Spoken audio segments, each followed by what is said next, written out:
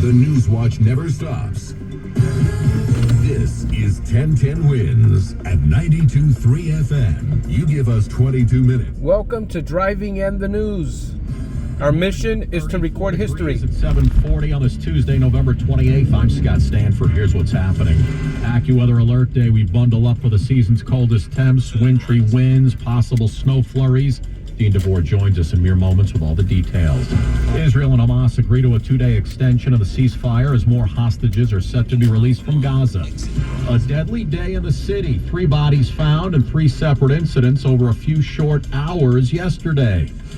The shooting of 3 Palestinian college students in Vermont is being treated as a hate crime. There's someone on the way. Something. Boy, how'd you like to be waiting for your plane to leave the gate and a passenger walks out on the wing? It happened Sunday in New Orleans. Checking sports, Red Hot Rangers cooled off by the Sabres. AccuWeather, as we said, big chill is in. We've got you covered. Dean coming up in mere moments. Wins News Time, 7:41. Traffic and transit on the ones. Let's get you back out to the roads for Karen Stewart. Well, we got to go to Queens, and we got to check on the Clearview Expressway. The Clearview Expressway stinks royally. Northbound at 35th Avenue, we've got an accident. We've got 2 lanes blocked, and we are absolutely packed on the northbound Clearview from back of the LIE. And who needs that? Take the Cross Island Parkway, take Bell Boulevard instead of the northbound Clearview, please. Westbound LIE Outer Roadway, Queens Boulevard has a disabled vehicle in the right lane. It's been out there since 6:50, by the way. So we've got delays to go back to Lakeville Road right now in the LIE. You can take Northern Boulevard. Inbound Gowanus at 65th Street, we got an accident. It's blocking the HOV lane. Delays go back to the Verrazano Bridge, which is very heavy across the span. Here's what you need to know about the bridges and tunnels of the Hudson River. The inbound Georgia Upper is 55, the lower is 45, the Lincoln is 40, and the Holland has got a 50-minute wait. And we've got that fire department activity on Tonley Avenue in Jersey at 85th Street in North Bergen. Nearby building fire there. Could slow you down on Tonley. Trains are doing very well this time around. Our next report, 7:51. I'm Karen Stewart, 1010 Wins on 92.3 FM. Oh, we're knocking on winter's door. Dean DeVore pulling out the winter jackets today. Scott, for sure, this is going to be the coldest feeling day so far this season, as temperatures will get up into the upper 30s and real feels lagging in the teens and low 20s in places this morning. We'll stay in the 20s this afternoon. We will likely see some flurries and even a heavier snow shower in some places as we get into the midday of the afternoon. Temperatures will be cold but not as harsh tomorrow, and then temperatures moderate almost to 50 on Thursday before some rain comes in for Friday. We'll talk about the full 4-day forecast from AccuWeather ahead 10 minutes away on New York's weather station 1010 Wins on 92.3 FM. Wins News Time 7:43. After 51 days in captivity, Hamas handed over 11 more hostages being held inside Gaza. 2 women, 9 children were driven back to Israel by the Red Cross. 16-year-old Sahar Calderon and her brother Erez, the then 11-year-old dragged off to Gaza by gunmen. When we met their mother Hadass last month, she was defiant. Give them whatever they want. You want 4,000 prisoners? Give them. But tonight, they're home, and Hadass screaming the moment she received the news they're free. The father of her children, her ex-husband, still in captivity. That's correspondent Matt Gutman. Israel and Hamas agree to extend the pause in the fighting for another 2 days after yesterday's 4th successful hostage release by the terror organization. Monday's exchange did not include any Americans. We hope that more Americans will come out here in these next 2 installments, but we'll have to wait and see. Qatar announced the ceasefire was extended for 2 more days, also raising hope for families of others forced into Gaza during last month's terror attack. Secretary of State Antony Blinken is returning to Israel this week to stress the need for all the hostages to be freed and to sustain increased humanitarian assistance to Gaza. That's correspondent Nicole Saganga. Israel says it remains committed to crushing Hamas's military capabilities and ending its 16-year rule over Gaza. New York City school chancellor paid a visit to Hillcrest High School in Queens yesterday. Teachers there have reportedly told him that they don't feel safe at work after last week's anti-Israel student riot. Several students at Hillcrest High School are now suspended after the protest and brawl November 20th. School's Chancellor David Banks says 400 students were involved. Roving the school and calling for the removal of a Jewish educator.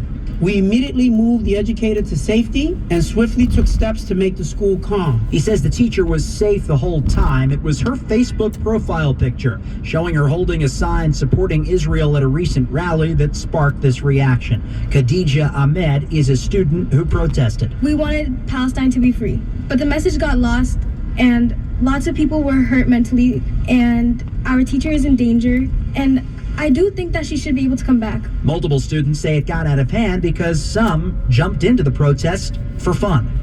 Mac Rosenberg, 1010 wins on 92.3 FM in Jamaica. 3 separate incidents, 3 different dead bodies found just hours apart in New York City yesterday. One of them a 14-year-old boy who police say was found in a bathroom in a Bronx apartment. Officials say the teen's body was found in an apartment building on Southern Boulevard near East 178th Street in West Farms.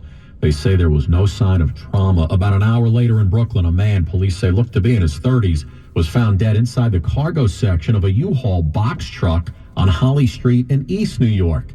And then a short time later, the body of a 32-year-old woman was found in the staircase of a building on East 128th Street near Lexington Avenue in East Harlem.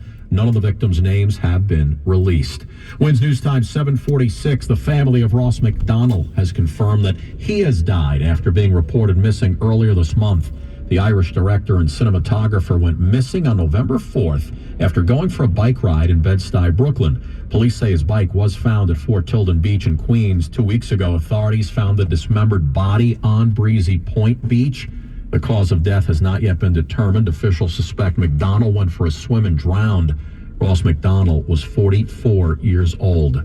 Services in Georgia yesterday for former First Lady Rosalind Carter. The first of the memorial events for the late First Lady was at the Jimmy Carter Presidential Library and Museum in Atlanta. Paige Alexander is the center chief executive. While intimately involved in the Carter Center programs for mental health, she also focused on advocacy for women, vaccinations, environmental protections. Now in home hospice care at age 99, former President Carter is expected to attend the Tuesday services in Atlanta, along with President Biden, Vice President Harris, former President Clinton, and former First Ladies Hillary Clinton, Laura Bush, and Michelle Obama. That's correspondent Tom Foti. There will be another service for the former First Lady tomorrow in Plains, Georgia, as well. Police do have a suspect in custody, and he's being charged with the murder of 3 people who were found shot to death inside a New Jersey condo yesterday. Officials found 2 men and 1 woman with fatal gunshot wounds inside the home on Coppola Drive in South Plainfield yesterday morning. A neighbor reported hearing gunshots inside the house. 23-year-old Om Brambot was charged with 3 counts of first-degree murder. Brambot police say may have lived in the home with the other 3. One neighbor tells NBC4 this wasn't the first time police had been called to that condo. WINS News Time 748. New federal legislation being introduced today to combat rising hunger and improving nutrition. New Jersey Congressman Josh Gottheimer wants to protect federal nutrition programs for those in need across the nation. It's called the SNAP Nutrition Security Act. I believe we should provide and can provide, I hope, incentives for people who, are able to buy fruits and vegetables and actually making those more affordable. Congressman Gottheimer is working with Senator Cory Booker on the new legislation. It would allow Congress and the Senate to get healthier meals to families in need. 3 college students were shot while visiting one of the friend's family for Thanksgiving. That shooting being treated as a hate crime in Burlington, Vermont. All 3 students are of Palestinian descent. One man walked up, shot him without saying a word. That man, police say, is 48-year-old Jason Eaton. When detectives knocked on Eaton's door, authorities said the 48-year-old told them, "I've been waiting for you," but made no other statements that would point to motive. Investigators say bullets recovered from the scene matched a gun at the suspect's home. Tassin Ali Ahmed, a student at Trinity, Kenan Abdulhamid, a student at Haverford, and Hisham Awatani, who goes to Brown, were spending Thanksgiving in Burlington, where their families said they thought they'd be safe. Correspondent Aaron Kotursky. All 3 young men are still in the hospital. How about this one? Police in Michigan took a 12-year-old boy into custody Saturday after they say he stole a forklift from a middle school and led them on a chase for more than an hour through the streets of Ann Arbor. Musa Basal watched it all unfold. I'm just a little surprised that he was managed to operate that and was able to get the keys to that and then start it. I'm just kind of shocked. Luckily, no one was injured. The boy did hit 10 different parked cars. An investigation revealed the youngster unlocked the forklift with a key hidden inside the cab. Wins News Time, 7:50. We'll get you back to the roads. We're giving away Rolling Stones tickets coming straight up. All right, guys, thank you so much for joining me on this quick 10-minute snippet of the news. I realize this isn't the most entertaining video, but I feel that it is necessary to document our local history here in the New York metropolitan area. I thank you for your support. I thank you for the views. They do help the channel. All right, guys, we'll see you on the next Driving in the News and, of course, the next video.